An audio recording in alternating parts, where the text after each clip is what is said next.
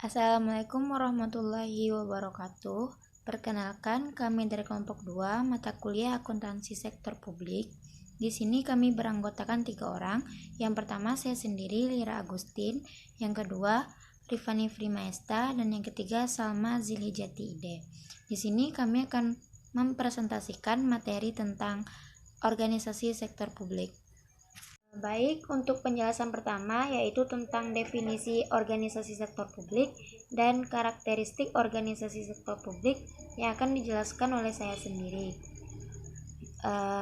Yang pertama saya akan menjelaskan tentang definisi organisasi sektor publik. Terlebih dahulu kita harus tahu apakah arti dari organisasi. Organisasi merupakan alat atau wadah sekelompok orang yang berkumpul dan bekerja sama dengan cara yang terstruktur untuk mencapai tujuan tertentu yang telah disepakati bersama. Jika berbicara mengenai istilah sektor publik, maka yang lebih tertuju adalah pada sektor negara, usaha-usaha negara, dan organisasi nirlaba negara. Organisasi sektor publik adalah pemerintahan dan unit-unit organisasinya, yaitu unit-unit yang dikelola pemerintah dan berkaitan dengan hajat hidup orang banyak atau pelayanan masyarakat, seperti kesehatan, pendidikan, dan keamanan. Dengan demikian, istilah sektor publik tidak akan jauh dari permasalahan mengenai perpajakan, birokrasi, atau pemerintah. Jadi, pengertian dari organisasi sektor publik merupakan bagian dari sistem perekonomian negara yang bertujuan untuk melayani kepentingan publik guna mewujudkan kesejahteraan masyarakat. Contoh dari sektor publik adalah institusi pemerintahan, partai politik, sekolah, dan rumah sakit. Fokus utama dari organisasi sektor publik adalah pelayanan terhadap masyarakat. Oleh karena itu, akuntabilitas kinerja menjadi faktor penting dalam mempertahankan atau menjaga kepercayaan masyarakat terhadap organisasi sektor publik. Setelah mengetahui definisi dari organisasi sektor publik, maka selanjutnya saya akan menjelaskan tentang karakteristik organisasi sektor publik. Apa saja karakteristik organisasi sektor publik tersebut? Organisasi sektor publik memiliki 7 karakteristik. Yang pertama yaitu tujuan, yaitu untuk mensejahterakan masyarakat secara bertahap, baik dalam kebutuhan dasar dan kebutuhan lainnya, baik jasmani maupun rohani. Yang kedua yaitu aktivitas, pelayanan publik atau public service seperti dalam bidang pendidikan, kesehatan, keamanan, penegakan hukum, transportasi publik, dan penyediaan pangan. Yang ketiga yaitu sumber pembiayaan, berasal dari dana masyarakat yang berwujud pajak dan retribusi, laba perusahaan negara, pinjaman pemerintah, serta pendapatan lain-lain yang sah dan tidak bertentangan dengan perundangan yang berlaku. Yang keempat, pola pertanggungjawaban, bertanggung jawab kepada masyarakat melalui lembaga perwakilan masyarakat seperti Dewan Perwakilan Rakyat atau DPR, Dewan Perwakilan Daerah atau DPD, dan Dewan Perwakilan Rakyat Daerah atau DPRD. Yang kelima yaitu kultur organisasi yang bersifat birokratis, formal, dan berjenjang. Yang keenam yaitu penyusunan anggaran, dilakukan bersama masyarakat dalam perencanaan program. Penurunan program publik dalam anggaran dipublikasikan untuk dikritisi dan didiskusikan oleh masyarakat dan akhirnya disahkan oleh wakil dari masyarakat di DPR, DPD, dan DPRD. Yang terakhir yaitu stakeholder, dapat dirinci sebagai masyarakat Indonesia, para pegawai organisasi, para kreditor, para investor, lembaga-lembaga internasional termasuk lembaga donor internasional seperti Bank Dunia, IMF, ADB, PBB, UNDP, dan pemerintah luar negeri. Selanjutnya, terdapat 2 ahli yang mengemukakan mengenai karakteristik sektor publik. Yang pertama adalah Ulum, yang menyebutkan bahwa karakteristik dari organisasi sektor publik atau organisasi yang tidak bertujuan untuk memupuk keuntungan, yaitu sebagai berikut. Yang pertama, sumber daya entitas ekonomi sektor publik berasal dari para penyumbang yang tidak mengharapkan pembayaran kembali atau manfaat ekonomi yang sebanding dengan jumlah sumber daya yang diberikan. Yang kedua, kegiatannya menghasilkan barang atau jasa tanpa bertujuan untuk memupuk laba sebesar-besarnya. Jika suatu entitas menghasilkan laba, maka jumlahnya tidak untuk bagi hasil bagi para pendiri atau pemilik entitas tersebut. Yang ketiga, kepemilikan organisasi sektor publik tidak dapat dijual, dialihkan, atau ditebus kembali. Kepemilikan tersebut tidak mencerminkan proporsi pembagian sumber daya entitas pada saat likuidasi atau pembubaran entitas. Selanjutnya, menurut Nurdiawan, menjelaskan organisasi sektor publik menjadi berbeda dan unik karena memiliki karakteristik sebagai berikut. Yang pertama, dijalankan tidak untuk bertujuan mencari laba atau nirlaba. Yang kedua, memiliki secara kolektif oleh pihak publik. Yang ketiga, kepemilikan atas sumber daya tidak digambarkan dalam bentuk saham yang diperjualbelikan. Dan yang terakhir, keputusan-keputusan yang terkait kebijakan operasi didasarkan pada konsensus. Sekian penjelasan dari saya. Selanjutnya, penjelasan tentang perbedaan sektor publik dengan sektor swasta serta tujuan organisasi sektor publik akan dijelaskan oleh rekan saya, yaitu Rifani Frimaesta. Assalamualaikum warahmatullahi wabarakatuh.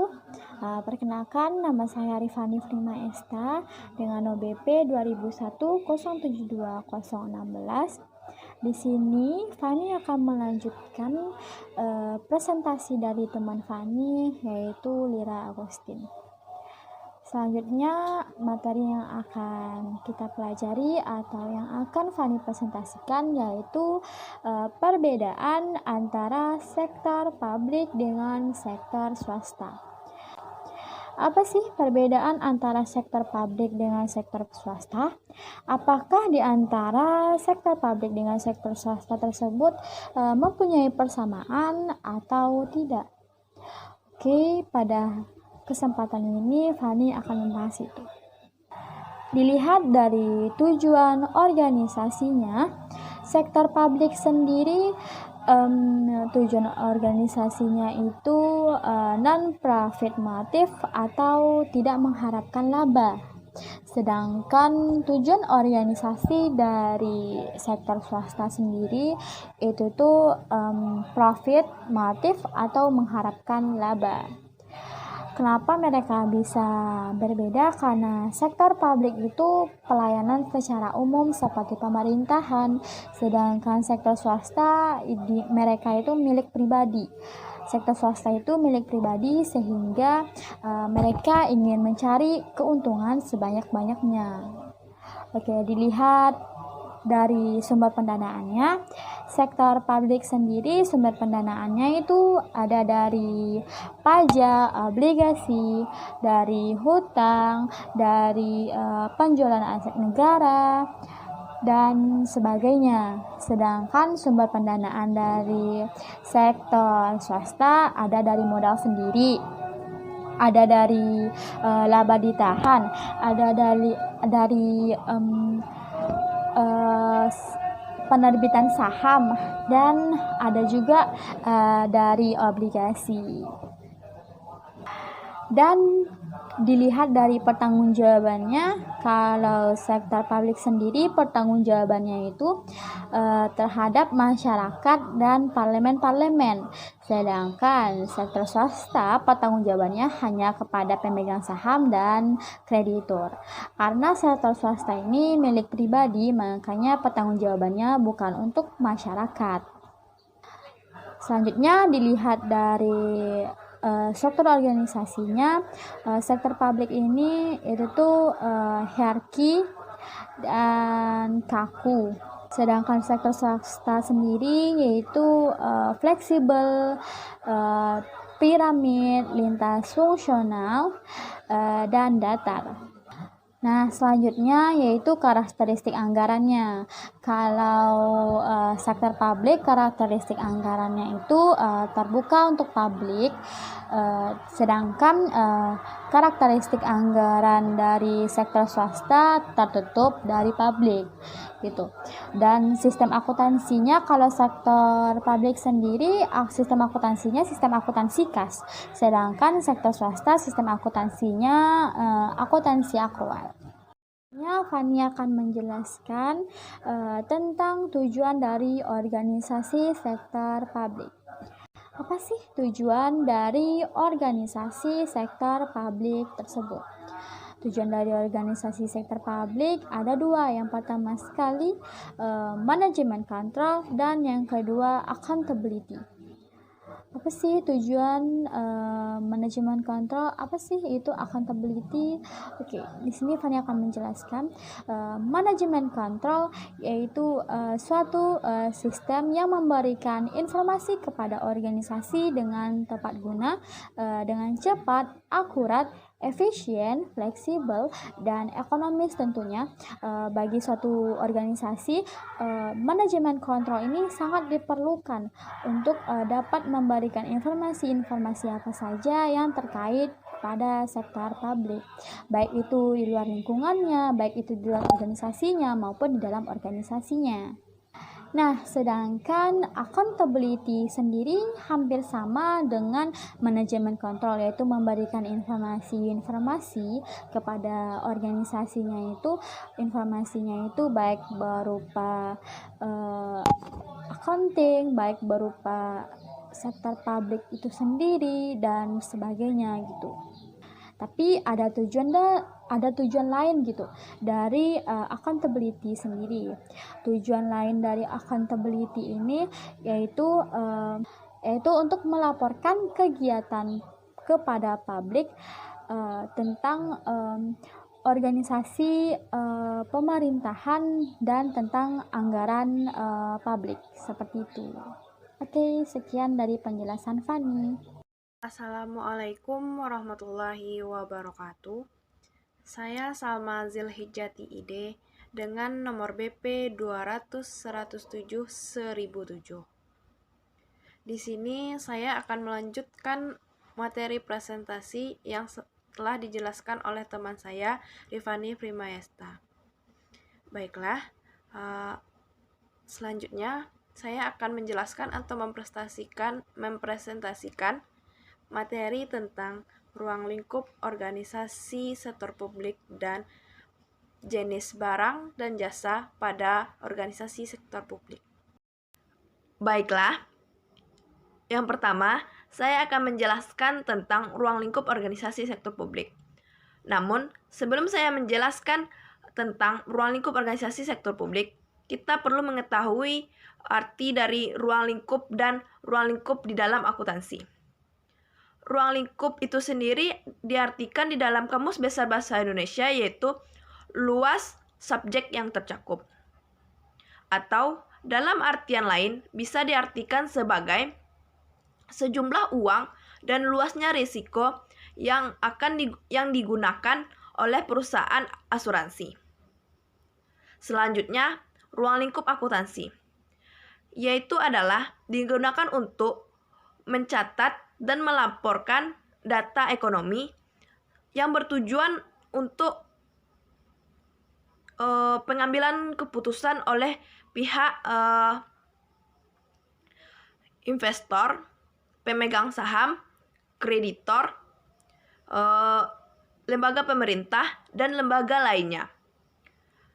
Dan juga mencakup terhadap penafsiran data dan pelaporan data. Organisasi sektor publik dibatasi oleh organisasi-organisasi yang menggunakan dana masyarakat. Sehingga apapun kegiatan yang akan dilakukan oleh organisasi sektor publik perlu melakukan pertanggungjawaban ke masyarakat. Di Indonesia, organisasi sektor publik terdiri atas beberapa bidang. Di antaranya yaitu yang pertama, akuntansi pemerintah pusat, yang kedua, akuntansi pemerintah daerah, yang ketiga, akuntansi parpol dan LSM, yang keempat, akuntansi yayasan, yang kelima, akuntansi pendidikan dan kesehatan, dan yang keenam, akuntansi peribadatan. Aktivitas-aktivitas yang mendekatkan diri ke pasar tidak pernah ditujukan untuk memindahkan organisasi sektor publik menjadi organisasi sektor swasta. Ruang lingkup akuntansi untuk sektor publik tentu dipastikan untuk lembaga sektor publik. Maka dari itu, ingat kata kunci ini.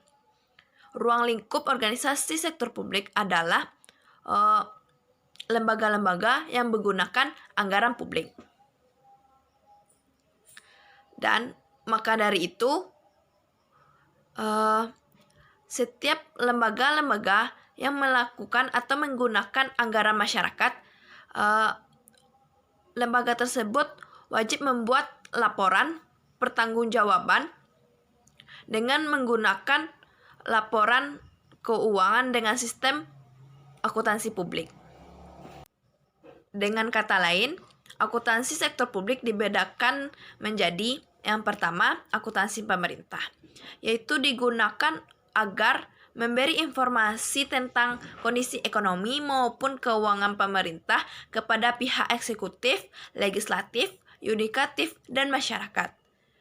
Akuntansi pemerintah ini terbagi atas dua, yaitu akuntansi pemerintah pusat dan akuntansi pemerintah daerah. Selanjutnya yang kedua, yaitu akuntansi sosial. Akuntansi sosial adalah bidang akuntansi yang diterapkan oleh sebuah lembaga seperti makro yang melayani perekonomian nasional. Contoh organisasi sektor publik di bidang akuntansi sosial yaitu seperti partai politik, sekolah, rumah sakit atau puskesmas, masjid, lembaga masyarakat, universitas, dan lain-lain. Baiklah, selanjutnya saya akan menjelaskan materi tentang jenis barang dan jasa publik pada organisasi sektor publik.